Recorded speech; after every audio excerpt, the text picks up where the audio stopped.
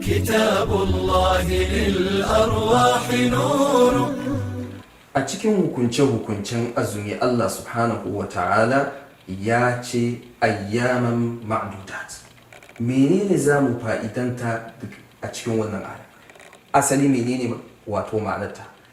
Kwanaki ne 'yan kaɗan takaitattu, wato kwanakin azumi kwanaki ne 'yan kaɗan takaitattu. Me hakan yake nufi? Cewa ka nuna ƙwazonka wajen bauta ma Allah subhanahu wa ta'ala ba tare da kayi kasala ba, ba tare da ka nuna gajiyawarka ba. Ko da shaidan ya maka waswasi, ya maka rudani, ka tuna cewa Allah ya ce ayyaman ma'dudat, in kwanaki ne in ka.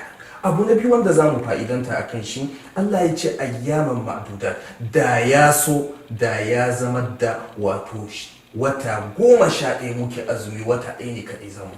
Wannan baka ga wato hutu ne, wato sauƙi ne a shari'a Allah subhanahu wa ta'ala ba?